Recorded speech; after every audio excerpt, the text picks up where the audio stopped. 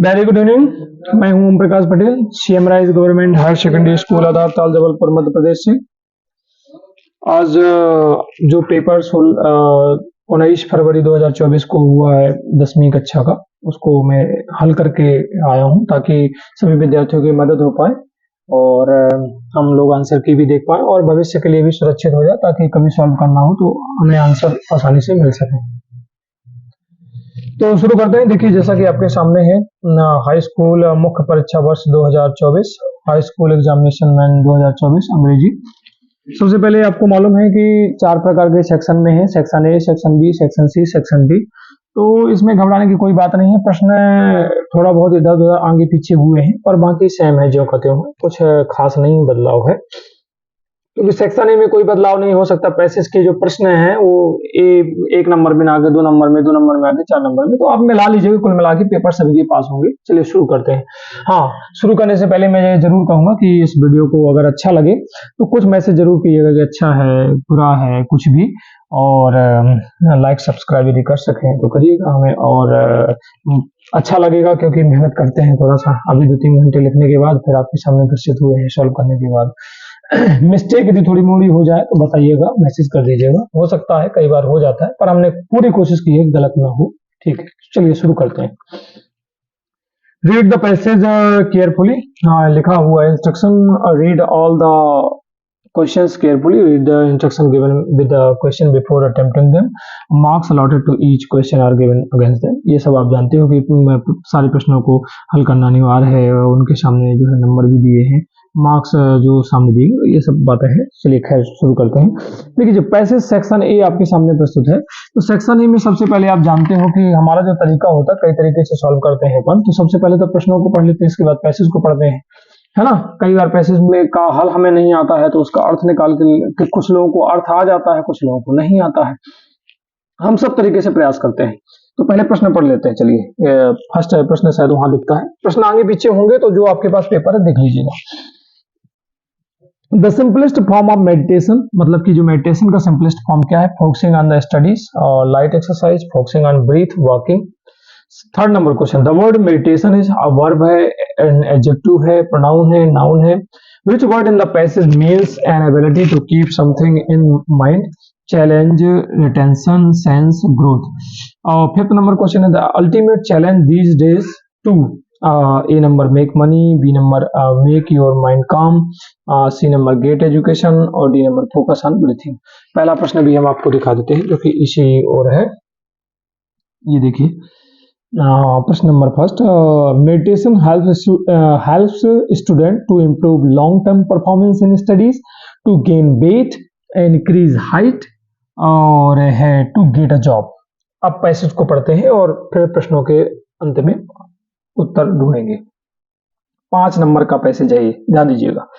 What is the ultimate challenge these days? सरल passage है इस बार जो आई है, अर्थ निकाल सकते हैं। कह रहा है कि जो अंतिम रूप से जो चैलेंज मतलब चुनौतियां हैं तो इन दिनों क्या है? तो कह रहा है कि the ultimate challenge is to make your mind calm. अंततः जो अंतिम रूप से जो चुनौती है तो क्या है?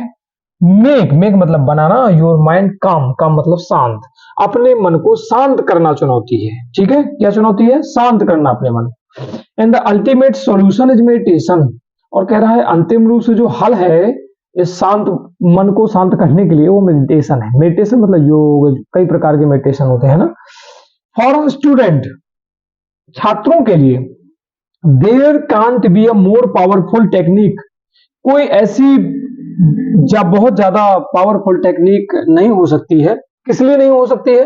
To improve long term performance, लंबे समय के परफॉर्मेंस को इंप्रूव करने के लिए इन स्टडीज, अध्ययन में लॉन्ग टर्म पे वो चीज चलती रहे, मतलब हमारा परफॉर्मेंस बहुत लंबे समय तक अच्छा चलता रहे, तो मेडिटेशन से अच्छी कोई चीज या कोई टेक्निक नहीं हो सकती। वो मेडिटेशन को यहाँ पे बेहतर बता रहे हैं जो भी लिखने वाले हैं। फिर कह रहे हैं काम माइंड, शांत मन, बेटर रिटेंशन, मतलब कि रिटेंशन का मतलब होता है याददाश्त, अच्छी याददाश्त करना, बेटर हेल्थ, अच्छा स्वास्थ्य करना, फोकस, फोकस मतलब किसी चीज पे एकदम ध्यान केंद्रित करना, एंड कंसंट्रेशन, एकाग्रता, ये तो साफ साफ है। आर द ऑब्वियस बेनिफिट, ये इसके बेनिफिट है। किसके बेनिफिट है? मेडिटेशन के। व्हेन यू प्रैक्टिस मेडिटेशन, जब आप प्रैक्टिस करते हो मेडिटेशन का या मेडिटेशन करते हो, तो you have a sense of well being. तो आपके पास जो समझ होती है, जो सेंस होता है, वेल बीइंग मतलब एक अच्छाई का सेंस होता है। वेल बीइंग का मतलब एक प्रकार से कह सकते हैं कि हाल चाल, भलाई, कल्याण, सलामती, सलामती का क्षेम भी कुछ लोग हिंदी में बोलते हैं, है ना। भलाई का आपके पास विचार आता है, हैप्पीनेस खुशी का आता है, स्पिरिचुअल ग्रोथ आध्यात्मिक विकास होता है। ठीक है। There are many types of meditation, कई प्रकार के मेडिटेशन होते हैं। The simplest is of course, तो जो सिंपलेस्ट फॉर्म होता है इसका मेडिटेशन का, तो फोकसिंग ऑन द ब्रीथिंग, ये प्रश्न आया, मुझे याद आया अभी अभी। Settle down in a cool place, settle down होना ठंडे स्थान में, that has a dim light and relatively, ऐसा क्वाइट, ऐसा माना जाता है कि डिम लाइट हो, शांति का वातावरण हो, तो शांति का प्लेस माना जाता है। All you need to do, आप सभी को आवश्यकता है करने की, क्या करने की, is to keep focusing on breathing, अपने सांस पर ध्यान केंद्रित करते रहना। If you do it every day, मतलब कि जो मेडिटेशन होता है अपने सांसों पे ध्यान केंद्रित करना होता है। ठीक है। If you do it every day, यदि आप प्रतिदिन करते हो, तो you will feel it magical effect, चमत्कारी प्रभाव आप महसूस करेंगे, है ना, यदि आप इसको करते हो। किसको? मेडिटेशन को। तो देखिए अब चलते हैं प्रश्नोत्तर पे, क्योंकि ज्यादा समय लेंगे तो वीडियो लंबा हो जाएगा। Meditation helps student, meditation helps करता है स्टूडेंट को। तो देखिए एक पैसेज में आया है कि ये स्टूडेंट के लिए क्या करता है, मैं आपको दिखा दूं, ये लिखा हुआ है साफ साफ, for student there can't be a more powerful technique to improve long term performance in studies than meditation. तो देखिए करेक्ट आंसर अपन देख लेंगे। B number, to gain weight, कहीं नहीं आया है। टू इंक्रीज हाइट, कहीं नहीं आया। टू गेट अ जॉब, बिल्कुल है, तीनों तो एकदम हटा देंगे। तो correct answer is A, to improve long term performance in studies. तो पहले का आंसर ए। चलिए आंसर से घबराइएगा नहीं, अभी मैं बाद में भी आपको सारे आंसर एक बार दिखाऊंगा। चलिए अब चलते हैं सेकंड प्रश्न का उत्तर। The simplest form of meditation is, तो इसका भी आपने देखा है, फोकसिंग ऑन स्टडी नहीं है, लाइट एक्सरसाइज नहीं है, फोकसिंग ऑन ब्रीथिंग, वॉकिंग तो है ही नहीं है बिल्कुल भी। फोकसिंग ऑन ब्रीथिंग, ये आपको मैं आपको बता दूं पैसेज में आया है, मैं बार बार नहीं दिखाऊंगा पर आपको एक आध दो दिखा देता हूं। ये देखिए फोकसिंग ऑन ब्रीथिंग, इसको पढ़ेंगे आप तो ये लिखा हुआ simplest course focusing on breathing, तो ये समझ जाइएगा, मतलब कि सांस पे नियंत्रण करना या सांसों पे ध्यान केंद्रित करना ही मेडिटेशन है। ठीक है जी। The word meditation is verb है, मैं वर्ब नहीं है, मेडिटेट से बना है। ये मैं आपको बता दूं, कभी डिक्शनरी खोल के देख लीजिएगा। मेडिटेट की स्पेलिंग क्या है? MEDITAT, ध्यान दीजिएगा, ये वर्ब है ना। मेडिटेट मीन्स योग या ध्यान करना। प्रोनाउन तो है ही नहीं किसी प्रकार से, एडजेक्टिव और नाउन दो में से कोई हो सकता है, पर मैं आपको बता दूं मेडिटेशन एक नाउन है। इसका correct answer is D. Which word in the passage means an ability to keep something in the mind? Challenge, चुनौती है तो माइंड, इसका मतलब है कि ऐसी योग्यता, कुछ ही किस चीज को अपने माइंड में रखना, उस योग्यता को, क्षमता को क्या बोलते हैं? तो चैलेंज बोलते हैं। चैलेंज चुनौती होता है, आप जानते हो हिंदी में, और चुनौती का मतलब तो कुछ और होता है। सेंस मतलब समझ होता है, ग्रोथ मतलब विकास होता है। तो करेक्ट आंसर डी में रेड का निशान नीचे लगा हुआ है, टेंशन मतलब याद दाश्त या स्मृति, जो कि मैंने आपको पैसेज में पढ़ाते समय इंगित किया था। यहाँ पे अपन को मिला है, देखिए कहाँ पे मिला था, कांट बी मोर, हाँ, काम माइंड, ये देखिए, और बेटर रिटेंशन। तो रिटेंशन का मतलब है यहाँ पे बेहतर स्मृति। तो कौन सा आंसर हम डिस्कस कर रहे थे? अपना चौथे का करेक्ट आंसर इज बी। पांचवा, the ultimate challenge these days to, ये तो आपने पहली लाइन में पढ़ा है, तो मेक योर माइंड काम। अब मतलब कि जो अंतिम रूप से जो चैलेंज है आज के समय में, तो अपने मन को शांत करना है। कहाँ पे लिखा हुआ है? योर माइंड काम, ध्यान दीजिएगा, ये चैलेंज इज टू मेक, ये तो आपको मिल ही गया। तो करेक्ट आंसर इज इसका जो फिफ्थ का है बी है। ठीक है, अभी सभी के आंसर मैं आपको दिखा देता हूं। फिलहाल क्वेश्चन नंबर जो सेकंड है, पैसेज सेकंड है, उसको भी सॉल्व कर लेते हैं। तो इसके भी सबसे पहले प्रश्नों को पढ़ेंगे, ध्यान दीजिएगा, पैसेज नंबर सेकंड, घबराइएगा नहीं, सारे आंसर हम दिखाएंगे। ठीक है, हो सके तो दोबारा पॉज करके सुन लीजिएगा। विच word in the passage means demand of money और अदर थिंग्स बिफोर और ड्यूरिंग द मैरिज? आपने पैसेज पढ़ा होगा तो तुरंत दिमाग में आया होगा कि जो भी हम डिमांड करते हैं मैरिज के समय या अदर थिंग्स की डिमांड करते हैं तो उसको क्या बोलते हैं? तो ये आपको मुझे लगता है क्लियर समझ में आ गया होगा कि ये शब्द केवल और केवल क्या है? डाउरी है ना। इसको क्या बोलते हैं? डाउरी।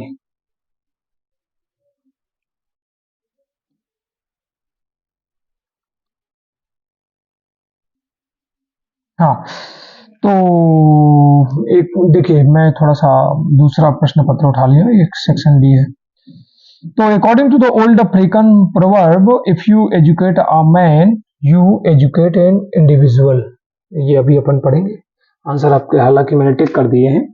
सेकंड का, we should use education as a weapon to improve our life standard of women, which word in the passage mean demand of money और अदर थिंग्स। तो ये डाउरी में अपन ने टिक लगाया है। वुमेन एजुकेशन, तो ऑल ऑफ दिस में अब पैसेज वैल्यू बहुत हुआ हो, तो अब मैं आंसर में टिक लगा दिया है, पर जो सॉल्व करने का तरीका होता है, पहले प्रश्नों को पढ़ लेते हैं, इसके बाद फिर पैसेज पढ़ते हैं, तो ताकि आंसर आपको मिल जाते। चलिए फिलहाल मैं समझा दूं, क्योंकि आपको फिर या उन छात्रों के लिए जो पिछले साल फिर से 10th में पढ़ेंगे तो काम में आएगा कहीं ना कहीं। चलिए शुरू करें सेकंड पैसेज और प्रश्न और उत्तर। If India wants to be a develop country, यदि भारत जो है डेवलप कंट्री बनना चाहता है, आजकल की कॉन्सेप्ट है कि विकसित भारत बने, अभी हम डेवलपिंग कंट्री हैं, पर डेवलप मतलब पूरी तरीके से विकसित हो जाना। It must concentrate on female education. देखिए किस पे कह रहा है, ये साफ साफ कह रहा है ये पैसेज कि यदि हमें भारत को विकसित बनाना है तो हमें फीमेल एजुकेशन मतलब कि महिलाओं की शिक्षा पर एकाग्रता जरूर करनी होगी या एकाग्र करना पड़ेगा अपने आप को। द ओल्ड अफ्रीकन प्रोवर्ब वो सेज, मतलब एक मुहावरा है अफ्रीकन, क्या कहता है? If you educate a man, यदि एक आदमी को आप शिक्षित करते हो तो यू एजुकेट एन इंडिविजुअल, तो आप एक व्यक्तिगत को शिक्षा दे रहे हो, मतलब एक अकेले व्यक्ति को दे रहे हो, समझ रहे हो? यदि एक आदमी को शिक्षा देते हो तो मतलब एक व्यक्ति को शिक्षा दे रहे हो। But if you educate a women, यदि लेकिन आप महिला को एक शिक्षित कर रहे हो तो you educate an entire family और एंटायर नेशन। यदि आप एक महिला को शिक्षित कर देते हो तो आप पूरी फैमिली को, एंटायर फैमिली को शिक्षित कर देते हो और एंटायर नेशन। बड़ा अजीब मुहावरा है, लेकिन ध्यान से समझने का प्रयास कीजिएगा, है ना। The root cause of all the problems like female infanticide, मतलब जड़, जो समस्या की जो जड़ें हैं, जैसे कि फीमेल इन्फेंटिसाइड, भ्रूण हत्या वगैरह नहीं कर देते, बच्चों को गिरा देते हैं छोटे छोटे, है ना। डाउरी, डाउरी का मतलब होता है कि दहेज जो शादी के समय लेते हैं। फीमेल सुसाइड, जो महिलाएं आत्महत्या कर लेती हैं। डोमेस्टिक वायलेंस, घरेलू जो हिंसाएं होती हैं, डोमेस्टिक मतलब घरेलू, लिख लीजिएगा कहीं, है ना। माल न्यूट्रिशन मतलब कि कुपोषण का जो शिकार होती हैं महिलाएं, है ना, चक्कर आना, ये सब बहुत मतलब बीमारियां होती हैं बहुत सारी। चाइल्ड मैरिज, बचपन में शादी हो जाना 18 साल से कम उम्र में।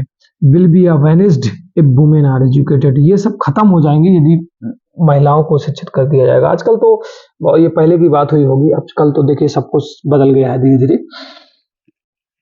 Education provide an essential qualification, जो शिक्षा है वो महत्वपूर्ण क्वालिफिकेशन प्रोवाइड करती है टू फुलफिल सर्टेन इकोनॉमिक। जब एजुकेशन महिलाओं को मिल जाएगी तो निश्चित रूप से इकोनॉमिक, पॉलिटिकल मतलब राजनीतिक, एंड कल्चरल फंक्शंस, जो भी सांस्कृतिक फंक्शंस होते हैं, and improve women socio economic status, महिलाओं का जो सामाजिक ढांचा है, ये स्टेटस है, वो भी बदल जाएगा। It brings reduction in inequality, तो जो समाज में महिला पुरुष में असमानता है वो भी क्या हो जाएगी? कम हो जाएगी। ब्रिंग्स रिडक्शन, रिडक्शन मतलब कमी आएगी उसमें, है ना। If we want to uplift the society, यदि हम सोसाइटी को आगे बढ़ाना चाहते हैं तो we should improve the life standard of our women, तो हमें अपनी महिलाओं का स्टैंडर्ड बढ़ाना होगा। For this education is a weapon, तो ये औजार की तरह इसका प्रयोग करना पड़ेगा। किस चीज का? एजुकेशन का। चलिए, तो कितनी अच्छी बात कही। अब थोड़ा प्रश्न और उत्तर पे जाते हैं। तो according to the old African proverb, if you educate a man, African proverb कहता है कि यदि आप एक आदमी को शिक्षित करते हो तो यू एजुकेट अ वुमेन, गलत। एजुकेट अ सोसाइटी, समाज को शिक्षित करोगे, गलत। एजुकेट अ नेशन, एक राष्ट्र को शिक्षित करोगे, गलत। तीनों विकल्प गलत है। चौथा है एजुकेट एन इंडिविजुअल, और साफ साफ देखा जाए तो पैसेज में भी हमको लिखा हुआ दिखाई दे रहा है। कौन सी लाइन में? हमने रेड से टिक लगाया है, देखिए, if you educate a man you educate an individual, तो एजुकेट एन इंडिविजुअल, पहले का ऑप्शन है D.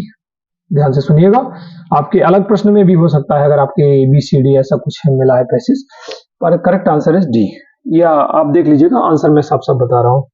B should use education as a weapon, last line में आया है कि हमें औजार के रूप में, हथियार के रूप में प्रयोग करना चाहिए। एजुकेट अवर मैन ओनली, नहीं, आदमी की शिक्षा की तो बात ही नहीं की गई है। To make our society male dominated, पुरुष सत्तावादी समाज को विकसित करने के लिए, नहीं, ये भी नहीं है। To get a job, job प्राप्त करने के लिए। तो तीनों विकल्प पहले तो देख लो कि सही कौन सा नहीं है, तो ये तीनों विकल्प गलत है, तो बचा ए। तो improve the life standard of our women, एक बार और उसको वेरीफाई करने के, सही है, तो बिल्कुल सही है। अगर आप लास्ट लाइन आप देखेंगे तो ये लिखा हुआ है, देखिए ध्यान से, थोड़ा सा धुंधला हो रहा है क्या ये, हाँ, improve the life standard of our women and for this education is a weapon, मिल गया। तो सेकंड का जो आंसर है वो कौन सा है, ए नंबर, ठीक है जी। अब चलते हैं third, which word in the passage mean demand of money और अदर थिंग्स बिफोर और ड्यूरिंग द मैरिज, शादी के पहले और शादी के दौरान यदि कोई चीज मांगी जाती है, तो देखिए इसमें तो साफ साफ है, डाउरी है। डाउरी मतलब आपको याद होगा, इसका ऐसे भी आता है। वुमेन एजुकेशन, तो करेक्ट आंसर है तीसरे का बी।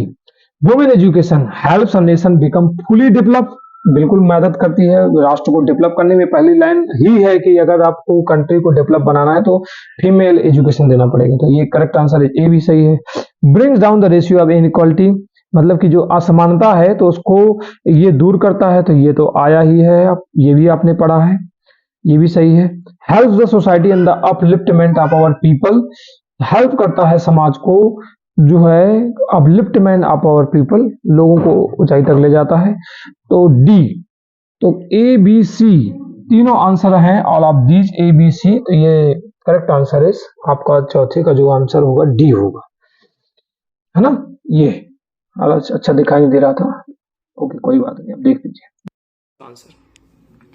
अब पांचवा प्रश्न देख लीजिए, द अब पैसेज इन मेनली अबाउट, तो आपने पूरी पैसेज में ध्यान से समझा होगा, मैंने पढ़ाया भी है, समझाया भी है कि ये पूरा केंद्रित है वुमेन एजुकेशन पे, फीमेल एजुकेशन पे। तो डेवलप कंट्री पे नहीं, वो तो कह रहा कि डेवलप बनना है तो फीमेल एजुकेशन आपको बढ़ाना होगा।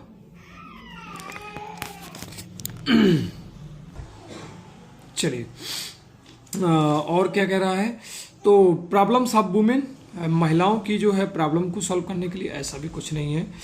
वुमेन एजुकेशन की बात कर रहा है, अपलिफ्टमेंट ऑफ सोसाइटी, अरे भाई वो सीधे सीधे वुमेन एजुकेशन की बात कर रहा है। पहली लाइन में आप देख लीजिए, ये लिखा हुआ है फीमेल एजुकेशन, तो करेक्ट आंसर इज, जो पांचवें का करेक्ट आंसर है सी, वुमेन एजुकेशन। इस तरीके से 5-5, 10 नंबर के हमने पैसेज सॉल्व कर लिए हैं, एकदम हमने सही आंसर बताने का प्रयास किया, कोई भी विरोधाभास नहीं है। इनके हम आपको इस तरीके से भी दिखा देते हैं, देखिए हमने सॉल्व किया है, लिखा भी है और स्टूडेंट को मदद भी की है, ताकि कैसे आंसर आप लिखें, फालतू के प्रश्न ना होता रहे, टाइम वेस्ट होता है। आंसर नंबर 1 प्रश्न मेरे पास अभी सेक्शन सी है, तो सी के आंसर मैंने लिखे हैं। फर्स्ट का C, focusing on breathing, a noun, retention, make your mind calm to improve long term performance in studies. Second का आंसर है फर्स्ट का डी, सेकंड का एजुकेट एन इंडिविजुअल, सेकंड का A, improve the life standard of our women, third का B, dowry, और fourth का D, all of these, और fifth का सी, वुमेन एजुकेशन। इस तरीके से हमने सेक्शन ए को पूरी तरीके से सॉल्व कर लिया है। अब चलेंगे, अब हमने थोड़ा विकल्प पहले सॉल्व करने का प्रयास किया है, तो हमको मालूम है, हमने पूरा, हमें याद है कि सेक्शन सी में हमारे फिल इन द ब्लैंक्स हैं, तो इसको और अपन देख लेते हैं विकल्प पहले, फिर इसके बाद मैंने आंसर भी पूरे सॉल्व किए हैं, तो आप देख सकते हो। चलिए सबसे पहले इसमें देख लेते हैं और तर्क के साथ आंसर देंगे, परेशान मत होइएगा ना। Fill in the blanks any 5, आपको 5 करना है ना, अपन को 5 करना है, और तो इसमें लगभग 6-7 दिए रहते हैं, तो अपन को 5 जो बन जाए वही करना है। मैं बताऊंगा सारे, तो आप देख लीजिएगा आपने क्या किए हैं। हाउ टाइम इज लेफ्ट, समय को गिना जा सकता है क्या, नहीं गिना जा सकता, तो मैनी लगाने का तो बात ही नहीं, मैनी मतलब कई, एक से ज्यादा, और समय को गिना नहीं जा सकता। एनी, ये भी एक के लिए होता है। मच, तो देखिए क्या आएगा, आंसर इसका मच आएगा, क्यों, क्योंकि मच अनकाउंटेबल में आता है, इसलिए करेक्ट आंसर इज मच, इसमें कोई संदेह नहीं है। फर्स्ट का आंसर सी। सेकंड का ही एक्सक्लेम व्हाट ब्यूटीफुल फ्लावर, मैं आपको बता दूं आ ही आता है, जब एक्सक्लेमेशन बनाते हो तो दा आता नहीं है, एन आता नहीं, क्योंकि ब्यूटीफुल के आगे एन आएगा नहीं, इसलिए A is correct answer. Third, Sita is than any other girl, तो इंटेलिजेंट जब ये 3 सिलेबस या 2 सिलेबस से ज़्यादा है, सिलेबस कहलाता है जब आप पढ़ते हो, मतलब कि इसको टुकड़ों में तोड़ा जाता है, इंटेलिजेंट ऐसे करके कुछ है ना। तो ऐसे शब्दों में कहा जाता है जब अपन डिग्री चेंज करते हैं कि मोर या मोस्ट ऐसा कुछ लगा के बनाएं आप। तो देखिए इसमें दैन लगा हुआ है, दैन है जो 3 प्रकार की डिग्री आपने पढ़ी होंगी, पॉजिटिव, कंपैरेटिव एंड सुपरलेटिव। तो ये कंपैरेटिव की पहचान है दैन, है ना। पॉजिटिव में एज लगता है, कंपैरेटिव में देन लगता है, और सुपरलेटिव में इज द मतलब कि ऐसे करके लगाया जाता है, मोस्ट होता है। तो देखिए जो मोस्ट इंटेलिजेंट सी में दिया है ये तो गलत हो जाएगा, तो correct answer is B, more intelligent, क्योंकि ये मच मोर होता है, तो मोर कंपैरेटिव में प्रयोग किया जाता है, ठीक है, इसलिए correct answer is B. 4th का आई दिस बुक स्टडी, तो देखिए आई के साथ जो है क्रिया की फर्स्ट फॉर्म प्रयोग की जाती है, तो रीड है वर्ब की फर्स्ट फॉर्म, रीडिंग तो ये नाउन भी बन गया और कंटिन्यूअस टेंस में प्रयोग किया जाता है एज एम आर के साथ में आईएनजी लगा के, और रीड्स ये तो ही सी इट के साथ में प्रयोग होता है क्रिया में एस एस लगा के, आई के साथ में केवल वर्ब की फर्स्ट फॉर्म, तो read, I read this book. ओ हाँ सॉरी मैंने स्टडी को नहीं देखा था। तो रीड की तीनों फॉर्म एक जैसी होती है, रीड पढ़ा, एक रीड रेड रीड पढ़ा जाता है, लेकिन जो स्पेलिंग होती है रीड तीनों में एक जैसी होती है। तो यहाँ पे पास्ट टेंस है क्योंकि स्टडी हमने देखा, तो रेड ही आएगा बिल्कुल, तो रीड्स तो आएगा ही नहीं, रीडिंग आएगा नहीं। पहले का आंसर आपने सी देखा, मच, है ना। सेकंड का आंसर आपने ए देखा, थर्ड का आंसर आपने बी देखा, चौथे का आंसर ए रेडी देखा, बिल्कुल एकदम सही हमने बताया है। अब 5वें में इसलिए थोड़ी कह रहा हूँ क्योंकि अंडरस्टैंडिंग वाले होते हैं थोड़ा सा। अब देखो यू वर्क हार्ड, यदि आप कठिन परिश्रम करते हो तो यू विल फेल, ऐसा होता ही नहीं कि आप कठिन परिश्रम करो आप फेल हो जाओ एफ लगा देंगे तो गलत हो जाएगा। तो एज लॉन्ग एज, जब तक आप कठिन परिश्रम करते हो आप फेल होते रहो, ये भी उल्टा ही है, तो ए और बी इसलिए हमने गलत कर दिए। करेक्ट आंसर है सी, अनलेस, ठीक है जी, सी अनलेस, तो इसका भी 5वें का सी। अब अपन को 5 ही करने थे लेकिन अब 2 एक्स्ट्रा दिए हैं तो करना पड़ेगा आपकी सुविधा के लिए, हो सकता है आपने इनमें से किया हो। Your father is seriously ill, ये थोड़ा डिफरेंट है, इसमें ज़्यादातर लोग कंफ्यूजन में रहेंगे। आपके पिताजी सीरियसली मतलब गंभीर रूप से बीमार हैं, तो यू गो होम। अब इसमें नैतिक कर्तव्य है, ड्यूटी है, मस्ट ऑब्लिगेशन बाध्यता है, यहाँ पे तो कोई ऑर्डर देता तब बाध्यता होती है ना। अब ये एक प्रकार से कुछ लोग मस्ट लगाएंगे इसमें, जैसे कि, पर मैं आपको बता दूं अभी माध्यमिक शिक्षा मंडल क्या डिसाइड करता है, देखना पड़ेगा। मेरे ख्याल से तो इसमें ऑट टू भी है, ऑट टू मतलब नैतिक कर्तव्य, जैसे हमें राष्ट्रीय झंडे का सम्मान करना चाहिए। अब यहाँ पे पिताजी भयानक बीमार हैं, तो अब यहाँ पे लोगों को लग सकता है कि नहीं जाना ही चाहिए, तो you are to go home, मतलब कि आपके नैतिक कर्तव्य है कि आपको जाना चाहिए, राष्ट्रीय झंडे का सम्मान करने जो अलग ड्यूटी है, लेकिन आपको यहाँ पे जाना चाहिए, मतलब कि नैतिकता ज़्यादा मेरे को दिख रही है यहाँ पे।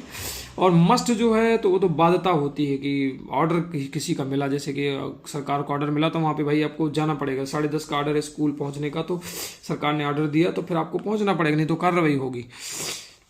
यहाँ पे कोई कार्रवाई तो नहीं होगी पर समाज हमें गंदा कहेगा, तो यहाँ पे नैतिक कर्तव्य है हमारा, है ना। हम राष्ट्रीय झंडे का सम्मान नहीं करेंगे, अर्थात यदि मान लो झंडा, वैसे तो कई सारे नियम बने हर चीज़ के लिए, बड़ों का आदर नहीं करेंगे पर लोग हमें समाज गलत कहेगा, तो वहाँ पे नैतिक ड्यूटी ज़्यादा आती है, तो 8-2, तो यहाँ पे देखेंगे थोड़ा सा, मेरे ख्याल से 8-2 यहाँ पे ज़्यादा सही आंसर है, ठीक है, पर इसको अभी छोड़ देंगे। 7 number, my father is a teacher, ये थोड़ा सा देखेंगे। तो 5वें बस 6वें बस में थोड़ा कंफ्यूजन थी, इसमें ज़्यादातर लोगों को होगी, पर 7वां क्लियर है, चौथे तक 5वें तक एकदम क्लियर है, अब ये 7वां भी क्लियर है, क्योंकि ये एडजेक्टिव फॉर्म वर्ब की थर्ड फॉर्म बनती है, यहाँ पे एडजेक्टिव की जरूरत है। My father is a teacher, तो एडजेक्टिव फॉर्म यही है, रिटायर्ड नहीं है ना, रिटायरिंग है, एडजेक्टिव फॉर्म वर्ब की थर्ड फॉर्म में बनता है, तो 7th का आंसर ए, ध्यान दीजिएगा। चलिए ठीक है, अब आते हैं do a directed question number 8। ये सेक्शन सी में 10 नंबर का होता है ना, 5 का फिल इन द ब्लैंक्स, और ये अब इसमें भी थोड़ा ज़्यादातर लोग कन्फ्यूजन में रहते हैं, है ना, कई बार मैसेज करते हैं कि ये होना चाहिए वो होना चाहिए, तो अपन देख लेते हैं तर्क के साथ। डू ए डायरेक्टेड एनी 5 इसमें भी करना, लेकिन दिए कितने हैं, 7 दिए हैं। We are living in the city since 2005, ये थोड़ा सा समझने की बात है, क्योंकि इसमें लिविंग लिखा है, कंटिन्यूअस टेंस है, तो मैं आपको बता दूं जो कंटिन्यूअस टेंस होता है, तो जैसे हम रह रहे हैं, तो कंटिन्यूटी का मतलब सतत टेंस का मतलब होता है एक जारी रहने का मतलब, उसमें समय नहीं दिया होता, लेकिन इसमें समय दिया है। तो ये चला गया प्रेजेंट परफेक्ट कंटिन्यूअस, मतलब आधा काम हो गया 2005 से, और जब मैं बता रहा हूँ खड़े होके तो मतलब यहाँ तक में हम रह रहे हैं और आगे भी रह रहे हैं, तो ये बात वाली बात है। तो ये तो परफेक्ट टेंस है, तो हैव बीन लगा देंगे यार की जगह, अभी हम आपको आंसर दिखाएंगे, ठीक है। तो हैव बीन लगा देंगे, हालांकि आंसर हम आपको दिखाई दें। क्वेश्चन नंबर 7 के आंसर देख लीजिए, सेक्शन सी ग्रामर के।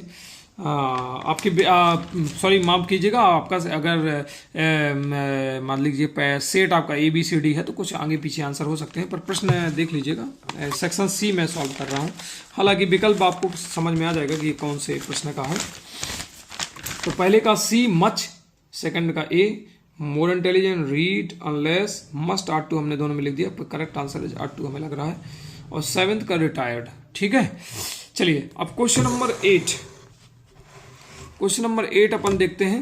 इसमें 2-3 प्रकार से एक सेंटेंस तो बन सकता है। पहला तो एक ही प्रकार से बनेगा, देखिए कैसे। अब लोग कंफ्यूजन में रहेंगे थोड़ी सा, पर हम आपको क्लियर कर दे रहे हैं तर्क के साथ। इसमें तो कोई कंफ्यूजन नहीं है, हैव बीन लगेगा क्योंकि टाइम दिया गया है। तो प्रेजेंट परफेक्ट कंटिन्यूअस टेंस में हैव बीन लगाएंगे, क्योंकि जो टेंस है वो कंटिन्यूअस का है, तो अपन प्रेजेंट ही में बना देंगे। आई डू एक्सरसाइज रेगुलरली, मैं आपको बता दूं जो एक्सरसाइज है ये भी वर्ब है और डू भी एक वर्ब होती है, आपको मालूम है। हेल्पिंग वर्ब भी होती है ना, अपने टेंस पढ़े होंगे। अब इसको बनाना है इंटेरोगेटिव सेंटेंस, तो इंटेरोगेटिव सेंटेंस में जो डू होती है वो आगे हो जाएगी, सब्जेक्ट पीछे चला जाएगा, इतना फर्क रहता है। देखिए मैंने 2 प्रकार से बनाया। अब वो माध्यमिक शिक्षा मंडल क्या देता है, पर चेक करने वाले यदि थोड़ी बहुत जानते होंगे तो दोनों सेंटेंस को सही कहेंगे, और जानते ही होंगे, उसमें डाउट क्या है भाई। डू आई एक्सरसाइज रेगुलरली, देखिए मैंने क्वेश्चन मार्क बनाया, एक ऐसा बनेगा। ऐसा क्यों, हमने एक्सरसाइज को वर्ब समझ लिया, तो हेल्पिंग वर्ब डू इधर चली आई, डू आई एक्सरसाइज रेगुलरली है भी। फिर करेक्ट आंसर मेरे ख्याल से ये ज़्यादा नज़दीक रहता है, ये ज़्यादा सही भी है, डू आई। अब डू को ही हमने वर्ब माना है, ये नाउन का काम भी करता है, वर्ब भी होता है और नाउन भी होता है, ध्यान रखिए, वर्ब भी होता है और नाउन भी है। देख लीजिए डिक्शनरी में उठा के, तो do I do exercise regularly question mark, ये आंसर, ठीक है। अब तीसरा आंसर है to find the error in other easy, ये इट का पहले भी पूर्व के वर्षों में भी आया है कि इट लगा के बनाओ, तो बड़ा सरल होता है। It is easy to find बाद में कर देंगे, to find errors in others. तो देखिए बहुत सिंपल है, इसमें कोई नहीं है संदेह है ना, कुछ अलग टाइप से बनना, एक ही प्रकार बनेगा। It is easy to find errors in others, it is easy to find error in others, ठीक है, तीसरा ये बनेगा। अब आते हैं चौथे पे। चौथे में भी विद्यार्थी गण थोड़ा सा अलग अलग टाइप से बना देते हैं, मैं आपको बता दूं, पर ज़्यादातर सही क्या है ये देख लेंगे अपन। Lencho wrote a letter to God, Lencho was a pleasant, ये किस टेंस में है, ये पास्ट इंडेफिनिट टेंस में है, ये पास्ट इंडेफिनिट टेंस का ही एक पार्ट है, पर वर्ब टू बी कहलाता है, मतलब कि इसमें देखिए प्लीजेंट में वर्ब नहीं है, ये नाउन और प्रोनाउन एडजेक्टिव यहाँ पे आता है, तो ये वर्ड टू बी कहलाता है, बी के फॉर्म है, ये वाज भी ऐसे करके। Combine the pair of sentence using, तो इसमें नियम होता है कि वर्ब वाला पहले आप लिख दो और ये बी वाला बाद में जोड़ दो, लेकिन विद्यार्थी दोनों तरीके से बना देते हैं, है ना, देख लीजिए। तो ये मैंने दोनों तरीके से आपको करके दिखाए हैं। Lencho who wrote a letter to God was a peasant, देखिए ये वैसे ज़्यादा सही है ना, ये वाला Lencho who wrote a letter to God was a peasant, इसमें कोई तर्क नहीं होता है खास तौर पे, दोनों पास्ट टेंस के ही भाग हैं। लेंचो दो जगह आया तो हमने लेंचो को यहाँ पे कर दिया, लेंचो की जगह हु कर दिया। लेंचो ने सब काम किया, लेंचो ने एक लेटर लिखा भगवान के लिए, और लेंचो क्या था, वाज अ पीजेंट। कुछ लोग ऐसा भी बनाते हैं लेंचो हु, ऐसा बनने की संभावना है, Lencho who was a peasant, किसान था, तो ये थोड़ा उचित नहीं बनता, क्योंकि पीजेंट ये देखिए जरा, पीजेंट के बाद जस्ट रोट, लेकिन है तो यही बात, पीजेंट ये किसके लिए कहा गया, लेंचो के लिए कहा गया है, तो wrote a letter to God वाले जो पहला वाला है एकदम सही है। Lencho who wrote a letter to God, Lencho जिसने एक पत्र भगवान को लिखा, वाज अ पीजेंट था, ठीक है। चले आगे बढ़े, पांचवा। अब ये जो पांचवा है ये भी बड़ा सरल सा है, बहुत सरल है, देखिए। My sister is very intelligent, she can solve any problem, है ना, मेरी सिस्टर बहुत इंटेलिजेंट है और she can solve any problem, किसका प्रयोग करना है अपन को, सो दैट, बहुत सरल है। इस वेरी की जगह सो लगा देंगे और दैट जोड़ के फुल स्टॉप की जगह दैट जोड़ के पूरा जोड़ देंगे, देखिए बहुत सिंपल आता है। माई सिस्टर इज, देखिए ध्यान दीजिए, माई सिस्टर इज सो इंटेलिजेंट, और देखिए फुल स्टॉप की जगह दैट लगाया, सी कैन सॉल्व एनी प्रॉब्लम, मैंने दूसरा सेंटेंस जो कहते हैं जोड़ दिया, फुल स्टॉप लगा दिया। अब एक और है 6 नंबर, इसमें भी आप अगर गूगल पे सर्च करेंगे तो अलग अलग मिलेगा। ही नोज मी, नियम ये होता है, ग्रामेरियन कहते हैं कि जहाँ पे नोज एक वर्ब हो तो वहाँ पे टू लगाते हैं, बाई न लगाते हैं, पर कई कई जगह हो सकता है मिल जाए, तो आप कंफ्यूजन में ना रहे इसलिए मैं आपको बता दे रहा हूँ। हालांकि माध्यमिक शिक्षा मंडल जो आंसर करेगा वही आंसर सही होगा। इसमें थोड़ा सा लोग सोच सकते हैं, तो मैंने दोनों प्रकार बनाए हैं, पर सही आंसर कौन सा है? देखिए, I am known to him, इसमें बनाया कैसे? क्योंकि जो मी है वो आई में परिवर्तित होगा, आगे जाएगा, ही हिम में परिवर्तित होगा तो पीछे जाएगा। ये प्रेजेंट इंडेफिनिट टेंस है, ध्यान दीजिएगा, नोज लिखा है। आई एम और थर्ड फॉर्म क्या होगी? नॉन, KNOW, एडजेक्टिव टू भी यहाँ पे बन गई, टू हिम ऐसा बना दिया। आई अब दूसरा बाई लगा के लोग क्या बनाएंगे? आई एम नोन बाई हिम, तो ये ग्रामेरियन कहते हैं कि ये ऐसा सही नहीं है, तो ये वाला सही होगा क्योंकि टू लगाते हैं नोन के बाद। ठीक है, समझ में आ रही बात? बताइएगा कहीं दिक्कत हो। और 7 नंबर तो बड़ा सरल है भाई, noise the classroom making a girl in were some, तो देखिए सम गर्ल्स, ये गर्ल्स कहाँ लिखा? सम गर्ल्स ऐसा बनेगा। देखिए, some girls were making a noise in the classroom, बिल्कुल सही है, देख लीजिएगा। तो इस तरीके से क्वेश्चन नंबर 7 और क्वेश्चन नंबर 8 हमने बता दिया है आपको, ध्यान से सुना होगा आपने तो समझ में आ गया होगा। कहीं कंफ्यूजन है तो हमें ज़रूर बताइए। ठीक है, ये अभी हमने 20 अंक का पेपर आपके सामने सॉल्व किया, हमने कोशिश की कि आपको समझ में आ जाए विकल्प। अब हम क्वेश्चन नंबर 7 और क्वेश्चन नंबर मतलब कि सेक्शन ए सेक्शन सी समाप्त हो गया, सी और डी बचा, सॉरी बी और डी बचा। हालांकि जो 4 सेट है तो उसमें बड़ा कंफ्यूजन है, लेकिन मैंने अपने पुराने पैटर्न के हिसाब से किया है। आप प्रश्न देख लीजिएगा कहाँ प्रश्न कैसे है, आंसर भी काफ़ी आपकी मदद करेंगे प्रश्न ढूंढने में। सेक्शन डी आते हैं। सेक्शन डी में आपको मालूम है कि क्वेश्चन नंबर 9 में ही 4 नंबर का विकल्प हमारे ब्लू प्रिंट में दिया था, तो वैसे ही मैंने सॉल्व कर दिया है। चलिए देखते हैं ये कहाँ पे है। ये क्वेश्चन नंबर 12 में दिया है हमको प्रश्न में, लेकिन हमने 9 डाल दिया है ताकि ठीक है। देखिए, why did Lencho get only 70 पैसोस, 70 पैसों क्यों लेंचो ने क्यों लिया था? आपको मालूम है कि लेंचो ने तो एक पत्र लिखा था भगवान को, वो तो उसने देख लिया, पोस्ट मास्टर ने तो कहा इसका विश्वास न टूटे भगवान के ऊपर, तो उन्होंने कहा सब अपने स्टाफ से जुटा के 70 रुपये भेज दिए, 70 रुपये क्योंकि कलेक्ट हो पाए, और लेंचो को ऊपर ये लगा कि भैया इसने तो 30 रुपये कुछ चुरा उड़ा लिए, भगवान तो कभी गलत कर ही नहीं सकता है ना, ऐसा मामला था, आपने पढ़ा होगा लेसन में। तो it was a God mistake to send him only 70 pesos, क्योंकि भगवान ने 70 रुपये भेजे थे, भगवान ने तो भेजी नहीं, तो गलत है ये answer. The post master stole the rest of money, ऐसा लेंचो सेता था लेकिन ऐसा हुआ नहीं, तो बी भी गलत है। C the post master could collect any only 70 pesos for an act of charity, बिल्कुल सही आंसर है सी, लेकिन डी भी देख लेते हैं। Lencho made a mistake while counting the money, Lencho ने गलती कर दी थी गिनते समय, लेंचो ने कोई गलती नहीं करी थी, तो इसलिए ए बी डी आंसर नहीं है, करेक्ट आंसर है सी, है ना।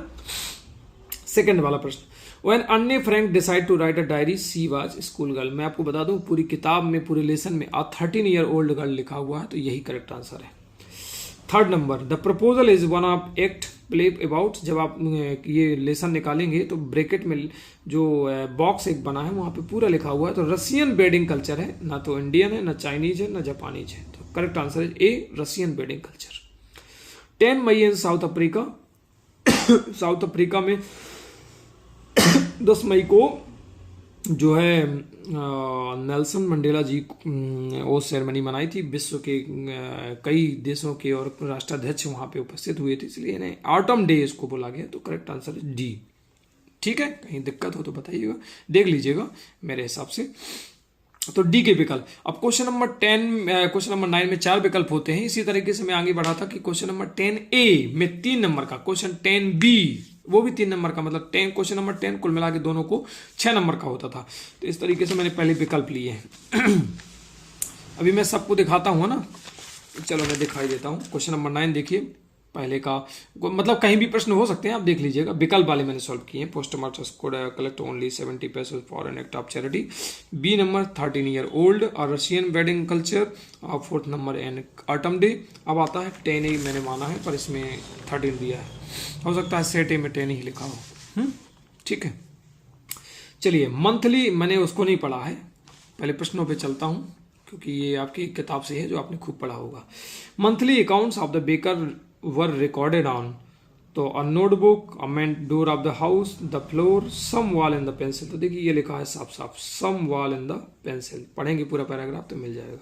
विच word in the extract mean a pleasant fat boy, तो ये थोड़ा स्टार अलग से आता है। फैट बॉय तो प्लम्प होता है डिक्शनरी में, जो आप देखेंगे। प्रॉफिटेबल, प्रॉस्परस और टेस्टिमनी तो होते ही नहीं है।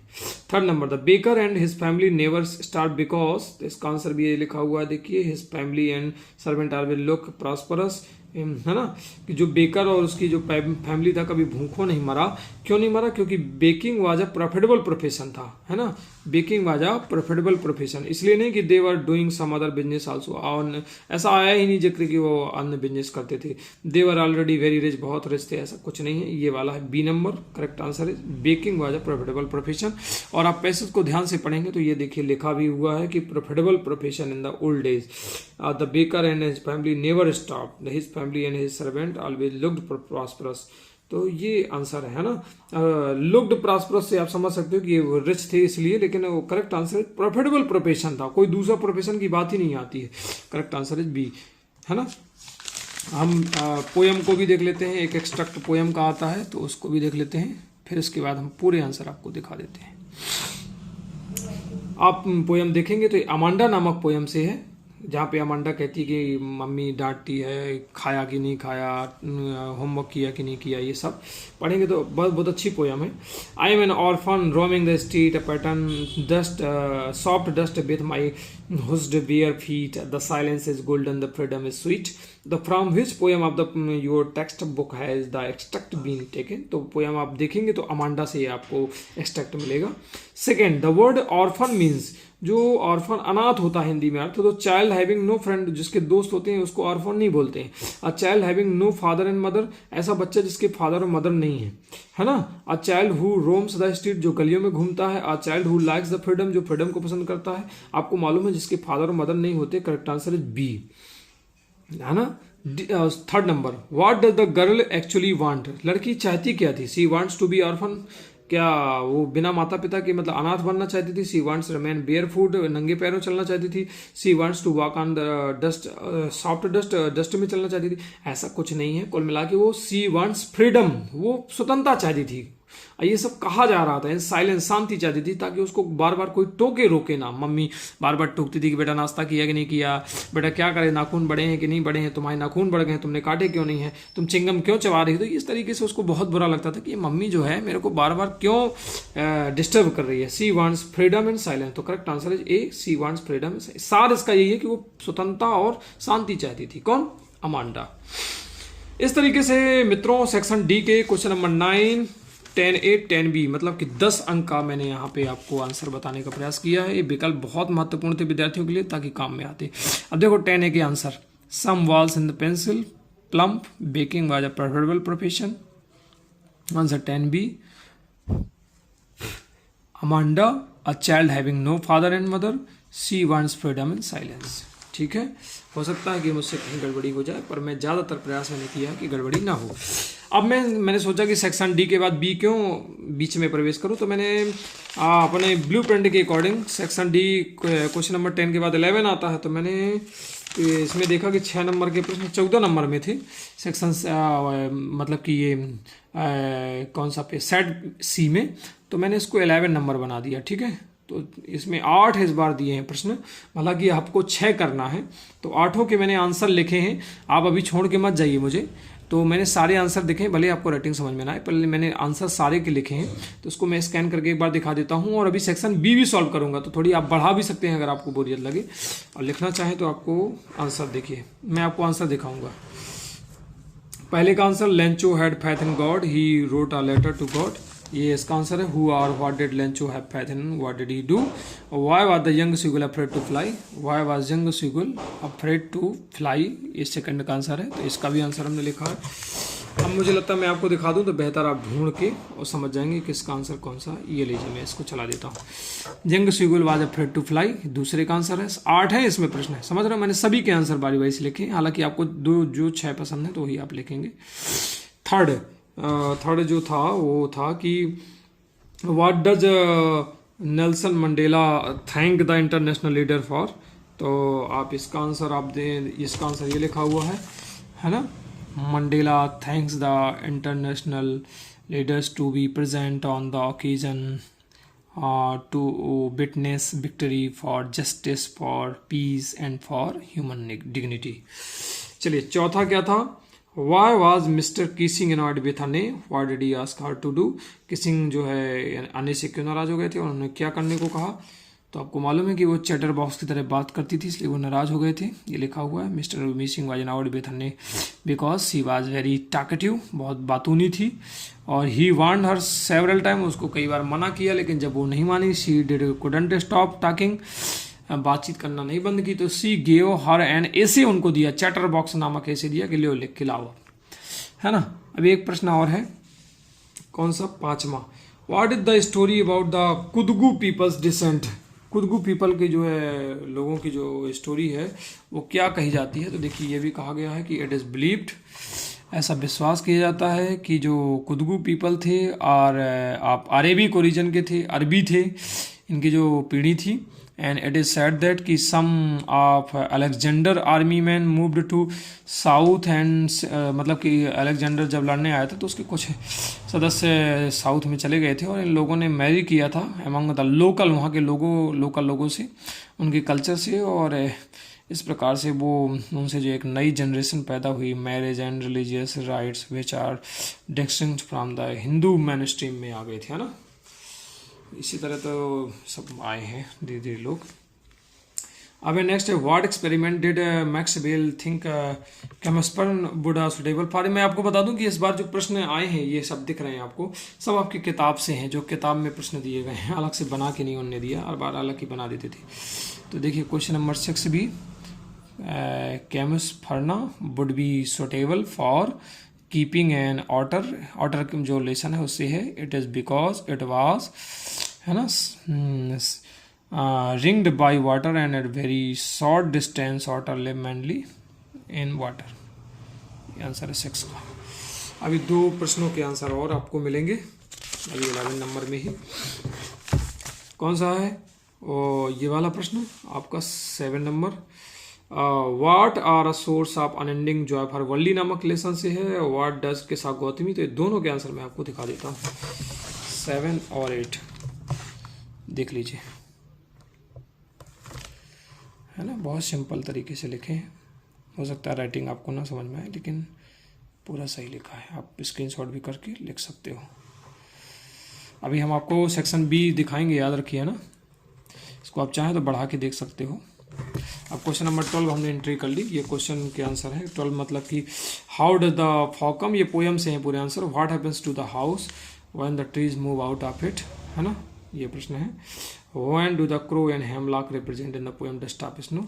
ये तीनों के प्रश्न हमने प्रश्नों के आंसर हमने लिखे हैं 12 नंबर में, देख लीजिए। The fog comes on little and cat feet, ये देखिए। अच्छा होगा कि जो बच्चे 9th में हैं तो अपना 10th के लिए पूरा नोट कर लेंगे। इसका आधा आंसर यहाँ भी है। चलिए 12 के बाद हमने 13 इसको समझा, तो 13 हमने क्वेश्चन नंबर 16 सेट सी में दिया है। तो क्वेश्चन नंबर 6 सी में जो प्रश्न हमको देख लीजिए। What does the thief get from Anil in return for his work. How is Ausable different from other secret agent. What lesson does Ebright learn when it does not win anything at a sun test. तीनों के answer हमने दिए हैं 13 मान के 16 को, है ना। Hari Singh got education and good will in return of his work for Anil. चोरी वाला लेसन है, आपको याद हो गया। ज़्यादा विस्तार से बताना क्योंकि टाइम नहीं है, हम सोच रहे हैं थोड़ा शॉर्ट में बन जाए और बड़ा वीडियो भी न बने। 3rd का आंसर ये है, स्क्रीनशॉट लेके आप लिख सकते हो। अब 2 आंसर और बचे, 11, 12, 13 तो हो गए, अब 14, 15, 16। तो 14, 15, 16 के बाद हम सेक्शन बी में चलेंगे। कहाँ गया? हाँ, क्वेश्चन नंबर 9 में इन्होंने दे दिया है सेट में, आपको मालूम है। तो ये 14, 15, 16 है ना। चलो हम जब तक 14 नंबर भी निकालें, 14, 15, 16 दो हैं, इनमें से 3 नंबर का एक है, मालूम है आपको। ब्लूप्रिंट निकालेंगे पिछले साल का, तो एक प्रश्न करना होता था। मैंने ऐसा बना दिया है। क्वेश्चन नंबर 9 इसमें दिया है सेट सी में। What do the post master send money to Lencho, why does he sign the letter God, why narrator of the story black aeroplane से I landed and was not a story to walk free from the old Dakota. पहला वाला बहुत famous है, इसका answer मुझे लगता है सभी विद्यार्थियों ने लिखा होगा। ये लिखा हुआ है the post master sends money to Lencho to return Lencho faith in God and he signed the letter God so that Lencho faith would not get second Helena, उसका विश्वास न टूटे, इसलिए कुल मिला के सेकंड का आंसर भी हमने लिख दिया है। अगर आप चाहें तो लिख सकते हैं, हालांकि पहले का आंसर इनफ है। चलिए 2 प्रश्न और बचे 3 नंबर वाले में। आंसर नंबर 10 ये, जबकि 15 वाला है। Right the central idea the poem the ball poem. What does a desire to hate and stand for in the poem Fire and Ice? What does Robert Frost say about the how world end? इसके answer देख लीजिए, बहुत संक्षिप्त तरीके से हमने लिख दिए हैं। 3 नंबर का है। हम आपको बता दें कि आंसर सही होना चाहिए, वर्ड सीमा आजकल इतनी इम्पोर्टेंट नहीं रह गई है ना। क्वेश्चन नंबर 15 में 2 हैं, पहला और ये दूसरे का आंसर भी लिखा है। हालांकि इसका आधा आंसर उस साइड भी है, दिखा देते हैं, स्क्रीनशॉट ले लीजिएगा। अब लास्ट प्रश्न बचा, जो कि इसमें आपके क्वेश्चन नंबर 11 दिया है। व्हाट डज, ध्यान दीजिए थोड़ा सा, what does Mrs Hall find the centric in centric, making a scientist वाले से है। Why was the 20th century called the era of the book, ये लास्ट है। द बुक हैड सर्व्ड, ऐसा कुछ है। सेव द अर्थ, हाँ तो ये बड़ा अच्छा फेमस है, ये इम्पोर्टेंट बताया भी गया था हमने, तो स्टूडेंटों को ये लास्ट वाला कई बार रिवाइज करवाया था। 16 का पहला। अब दूसरा एरा ऑफ द बुक वाला, बहुत संक्षिप्त में इसका आंसर लिखा गया है। इस तरीके से सेक्शन डी पूरी तरीके से समाप्त होता है। देख लीजिएगा एक बार, बैक करके पॉज करके आप लिख सकते हो। अब चलते हैं सेक्शन बी में थोड़ा सा, है ना। हो सकता है सेक्शन बी में आगे पीछे प्रश्न किए हों, है ना, पर एप्लीकेशन वाले में आप देख लीजिए।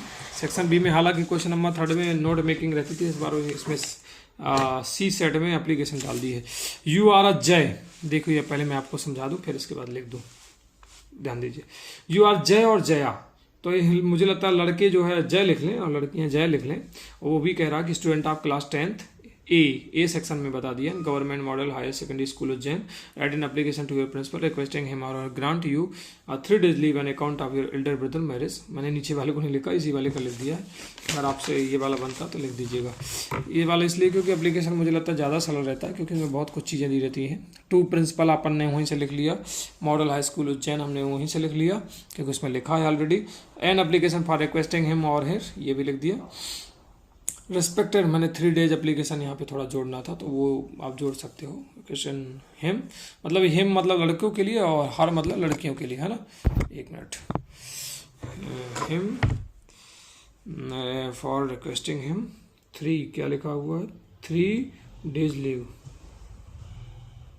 3 days फुल स्टॉप, है ना। इतना आप एप्लीकेशन में लिखेंगे, मतलब अपने से ज़्यादा कुछ नहीं जोड़ना पड़ता, एप्लीकेशन में बहुत कुछ दिया रहा है। रिस्पेक्टेड सर, ये अभी तो बिल्कुल सरल है। I beg to say that भी लिख सकते हो आप, मैंने ये सिंपल लिखा। I am a student of class 10th, ये उसी में प्रश्न में लिखा है। Sir my brother's marriage is going to happen so I am unable to come to school, मैं इसलिए स्कूल आने में असमर्थ हूँ, है ना। Please grant me 3 days leave, उन्हीं की भाषा में लिख दिया। थैंकिंग यू कर दिया और योर्स ऑबिडेंटली नेम जय कर दिया, मैं लड़के मान के लिखा। डेट 19/2/2024 को था, तो ये एप्लीकेशन में 4 नंबर का लिख दिया। चाहे तो आप स्क्रीनशॉट करके इसको भी लिख सकते हो। ये हालांकि एप्लीकेशन 4 नंबर में, क्वेश्चन नंबर ब्लू प्रिंट के अकॉर्डिंग 4 में होता था, 3 में ब्लू प्रिंट, लेकिन ये क्योंकि 4 सेट में इस बार पेपर है तो इसलिए उन्होंने आगे पीछे किया। चलिए 3 में ही सही है, कोई बात नहीं। अब क्वेश्चन नंबर जो 4 है उसमें उनने ऐसे दे दिया, जबकि ये 5 में होता था। ऐसे तो बड़े सरल है। इंपॉर्टेंस ऑफ ट्रीज आपको मालूम ही होगा, मैंने नहीं लिखा। सेव वाटर, माई हॉबी भी आ गया। Game I like most, game से संबंधित। Science and daily life, wonder of science है ये पूरा। और importance of games and sport, ये उसमें भी गेम्स एंड स्पोर्ट्स के बारे में है। इसको मैंने अभी फिलहाल छोड़ दिया क्योंकि मेरे पास समय की कमी तो थी ही फिलहाल। हाँ, और मैंने कई बार वीडियो में पुराने पेपर्स में सॉल्व भी किया है, और हालांकि इसका अलग से मैंने वीडियो ऐसे का वीडियो बनाया है। हाँ, हालांकि आंसर नंबर 5 एक बार मैं करवा चुका हूँ, लेकिन इस बार मैंने उचित समझा तो एक बार और बना दिया, क्योंकि इसमें जो ये दिया है, look at the visual input given below and produce a small paragraph in the about 75 words में लिखना है। ये क्या कहलाता है, 3 नंबर का आता है ना, पिक्चर गाइडेड कंपोजिशन इसको कहते हैं वैसे देखा जाए, पिक्चर गाइडेड कंपोजिशन। तो देखेंगे विद्यार्थी, पिक्चर गाइडेड कंपोजिशन है। देखिए साफ साफ लिखा है, do some exercise, have a healthy breakfast, get up early, good habit, go to bed early, कम दिख रहा है क्या, go to bed early, respect teachers and elders, maintain cleanliness around you. मुझे लगता है इसमें ज़्यादा कुछ परिवर्तन नहीं किया होगा। तो देखिए इसको भी आप बना सकते हो। देखिए कैसे, मैंने बहुत सिंपल लैंग्वेज में बना के लिख दिया है, देख लीजिए आप। देखिए अब मुझे लगता है कठिन लिखने की ज़रूरत क्या है भाई, पहले हम सिंपल लिखें। आंसर नंबर 5 इसमें सेट में दिया है, वो picture guided composition. We should follow some good habits, है ना। We should get up early in the morning, we should do some exercise, वहीं से हमने उठा के ले लिया, केवल बी शुड जोड़ दिया। After that B should take bath, after that B should have a healthy breakfast, B should go to bed early, it is good habit also, और B must maintain cleanliness around you, B, ये थोड़ा सा गड़बड़ हो गया, around me यहाँ पे होना चाहिए था जल्दी में, है ना, अराउंड मी। और फिर है we should respect teachers and elders, last line थी। मैं इसलिए इससे सरल लिखा, लिखने को बहुत कुछ हम लिख सकते हैं, पर हम थोड़ा एक उस तख्ते के विद्यार्थी को भी लेके चलते हैं जो लिखने में असमर्थता व्यक्त करता है, तो हम चाह रहे हैं कि वो थोड़ा जोड़ के यहीं से भी लिख सकता है। मुझे लगता है इनफ इतना लिख गया है, 2.5 नंबर से नीचे कोई भी मुझे लगता है शिक्षक महोदय नहीं देंगे, है ना। और लिखने को तो बहुत कुछ लिख सकते हैं अपन। 3 नंबर का है, अब 3 में कितना लिख दे भाई, 5 में तो 1-1.5 पेज होता है ज़्यादा से ज़्यादा, मतलब एक पेज में 150 शब्द आ जाते हैं। पहले के ज़माने में 10 नंबर का ऐसे होता था, तो वो अपन 250 पेज में 250 शब्दों में लिखते थे, और 250 शब्द मतलब कि 2 पेज मुश्किल से, या 2.5 पेज, बस इससे ज़्यादा कुछ नहीं था। ये 3 नंबर का है, तो और ज़्यादा कुछ लिख सकते हो। अब नहीं बन रहा तो इतना काम चलाओ तो अपन लिख ही सकते हैं। आजकल तो आंसर भी आपने देखा होगा, अगर आपके पास रेमेडियल मॉड्यूल मिले होंगे तो बहुत छोटे छोटे आंसर है। अब उसमें 2 नंबर कैसे, 25 वर्ड्स तो होते नहीं, लेकिन मिलते हैं, है ना। और उनने दिए हैं छोटे छोटे आंसर, अब अर्थात तो हमको एक सहारा दिया कि भैया इतने छोटे आंसर आप लिख देना, तो फिर उनने कहा है, तो फिर अगर हम लिखते हैं और हमको नंबर नहीं मिलते तो ये भी एक गलत है। फिर आप बड़े बड़े आंसर तो बताओ हमें कि कितने बड़े आंसर में नंबर मिलेंगे, है ना। तो इसलिए थोड़ा सा सहूलियत है हमें आंसर लिखने के लिए, मेरे ख्याल से, मैं समझता हूँ। अब आंसर नंबर 6 थोड़ा और बता दे रहे हैं आपको, और लास्ट है ये मेरे ख्याल से। ये नोट मेकिंग शुरू में होता था, लेकिन सेट सी में ये बाद में दिया है।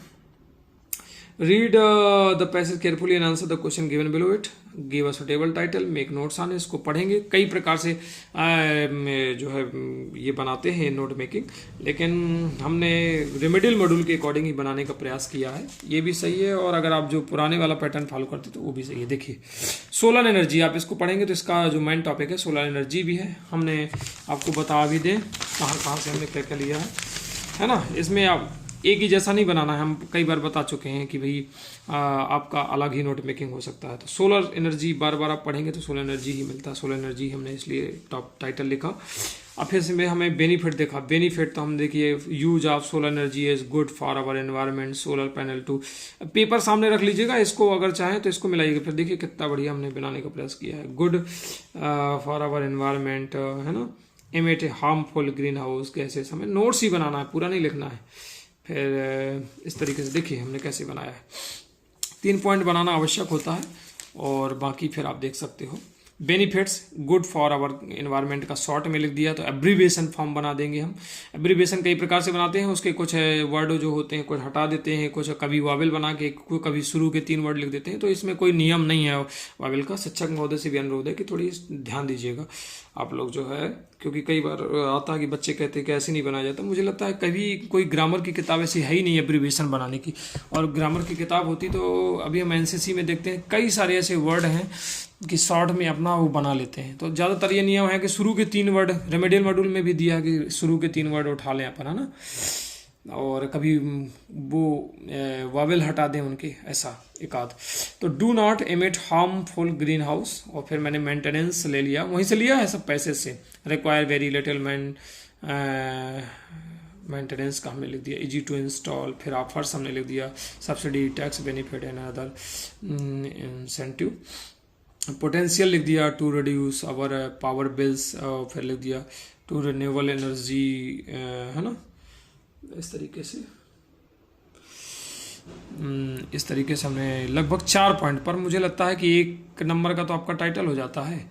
3 पॉइंट आप बना दें और अब्रीविएशन 1 आध 2 3 मिनिमम लिख दें, है ना। यही आपका रेमेडियल मॉड्यूल में भी दिया है। अगर वो रेमेडियल मॉड्यूल का गलत है फिर हमारा भी गलत होगा, है ना। अब्रीविएशन एनवायरनमेंट का हमने ये लिखा था, इतना शब्द लिखा। एनवायरनमेंट के लिए हार्म मैंने हार्मफुल के लिए लिखा था, मेंटेनेंस मैन के लिए लिखा था, इंसेंट फॉर इंसेंटिव्स के लिए लिखा था। तो ये हमने अब्रीविएशन के लिए लिख दिया। मुझे लगता है ये इनफ है ना। आप चाहे तो शुरू के 3 वर्ड भी लिख सकते हो, ENV और HAR मेंट, फिर थोड़ा हमने हार्म कर दिया, पूरा वर्ड बना दिया।